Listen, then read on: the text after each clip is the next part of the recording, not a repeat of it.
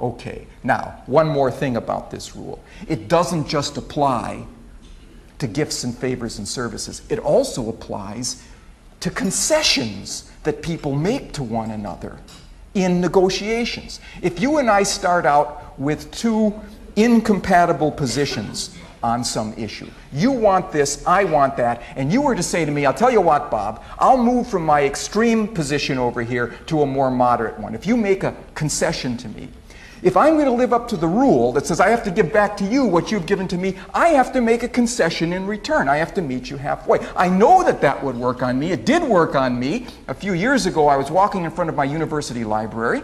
I was approached by a young man who was a Boy Scout selling tickets to the Boy Scout circus to be held that Saturday at the local Coliseum. $5 a piece for his tickets. I declined. But before I could walk away, he said, oh, well, if you can't do that, would you be willing to buy a couple of our chocolate bars here? They're only $1 a piece.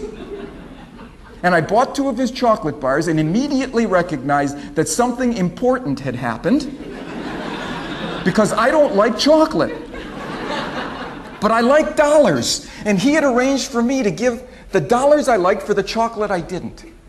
I went back to my office. I called a meeting of my research assistants to try to figure out what had happened. And where they devoured the evidence, I want you to know. And we thought that this rule for reciprocation of concessions was at work. He started out with an extreme request, $5 a piece. I said no. He said, oh, well, if you can't do that, how about just $1 a piece for what I have to offer? And I said yes. And we thought, well, maybe this would work on other people besides me.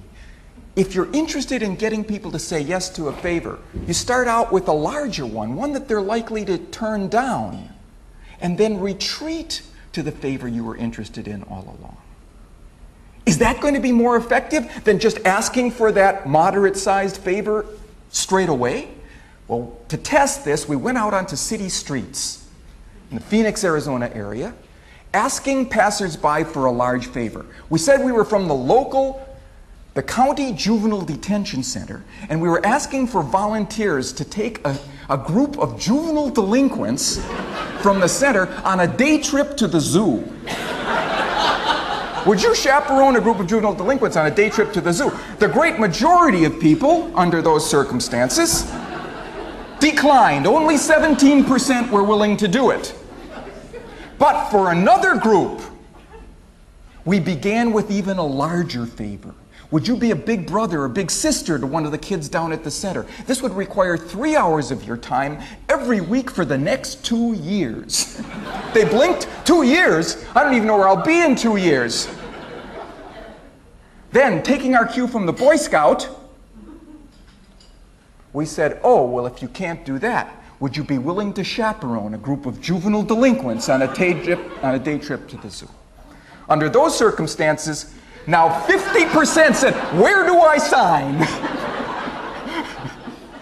It's the same request. We haven't changed the request. The merits is, it's the zoo trip.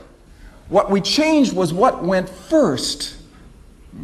One more breath, a few more words, and we tripled willingness of people to say yes to a request. Now, notice something about the ethics of this. There was no Big Brother or Big Sister program down at the center. We invented that for reasons of scientific curiosity. We were studying this fact.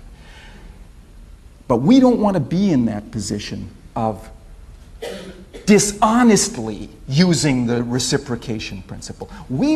But we can use it honestly. How many times is it the case that you have different levels of requests to make to people?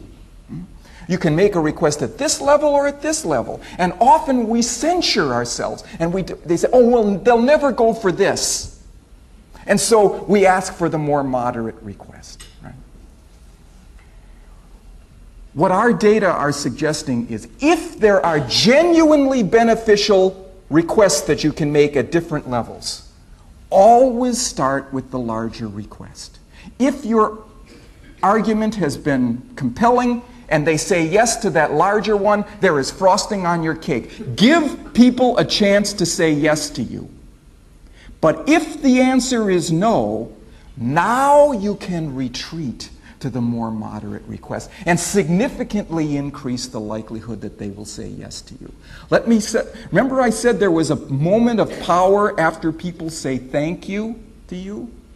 There is another moment of power after they say no to you. It's a moment we hate, and as it's human for us to retreat from that situation because it's self-damaging when people say no to us. Typically we leave, we reconsolidate our energies, we think about another thing to say, and maybe we come back a week later with a concession. I'll tell you that you have missed the moment. There's evidence to show if you come back a week later, it's perceived as you're there making another request. Whereas if you make that concession in the same moment, it's perceived as a concession. And in the context of concession, people want to reply positively with a concession of their own. So here's a little heuristic. If someone has said no to you, if you retreat from the situation, you lose. If you retreat in the situation, you win.